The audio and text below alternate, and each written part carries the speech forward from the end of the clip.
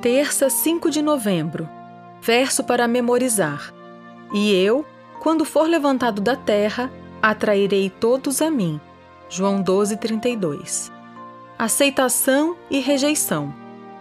A lição 2 examinou a multiplicação de pães e peixes, registrada em João 6, mas não cobriu a seção final da história, que estudaremos hoje.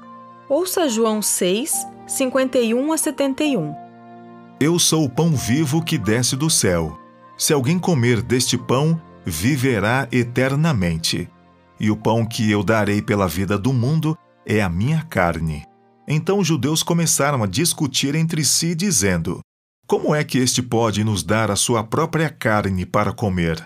Jesus respondeu: em verdade lhes digo que se vocês não comerem a carne do Filho do Homem e não beberem o seu sangue, não terão vida em vocês mesmos. Quem come a minha carne e bebe o meu sangue tem a vida eterna, e eu o ressuscitarei no último dia.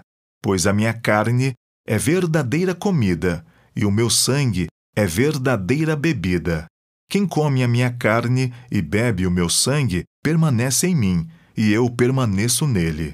Assim como o Pai que vive me enviou, e igualmente eu vivo por causa do Pai, também quem de mim se alimenta viverá por mim.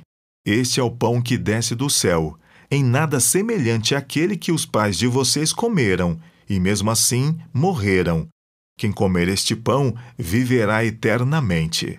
Jesus disse essas coisas quando ensinava na sinagoga de Cafarnaum. Muitos dos seus discípulos, tendo ouvido tais palavras, disseram: Duro é este discurso. Quem pode suportá-lo? Mas Jesus, sabendo por si mesmo que os seus discípulos murmuravam a respeito do que ele havia falado, disse-lhes: Isto escandaliza vocês? Que acontecerá então se virem o Filho do Homem subir para o lugar onde primeiro estava? O Espírito é o que vivifica. A carne para nada aproveita. As palavras que eu lhes tenho falado são espírito e são vida. Mas há descrentes entre vocês. Ora, Jesus sabia desde o princípio quais eram os que não criam e quem iria traí-lo. E prosseguiu: Por causa disto é que falei para vocês que ninguém pode vir a mim se não lhe for concedido pelo Pai. Diante disso, muitos dos seus discípulos o abandonaram e já não andavam com ele. Então Jesus perguntou aos 12: Será que vocês também querem se retirar? Simão Pedro respondeu: Senhor, para quem iremos? O Senhor tem as palavras da vida eterna, e nós temos crido e conhecido que o Senhor é o Santo de Deus. Então Jesus lhe disse: Não é fato que eu escolhi vocês, os 12? Mas um de vocês é um diabo. Ele se referia a Judas, filho de Simão Iscariotes, porque este, sendo um dos 12, era quem o haveria de trair. Pergunta 3. O que Jesus disse que as pessoas não aceitaram? Depois de ser alimentado miraculosamente por Jesus, o povo estava pronto para coroá-lo rei. Mas ao falar posteriormente na sinagoga de Cafarnaum, ele explicou o significado espiritual do milagre. Eu sou o pão da vida. Jesus explica que esse pão é a sua carne, que ele daria pela vida do mundo. Essa declaração abriu os olhos da multidão para o fato de que Jesus não seria seu rei terrestre. Ele não se encaixava nos padrões do pensamento terreno.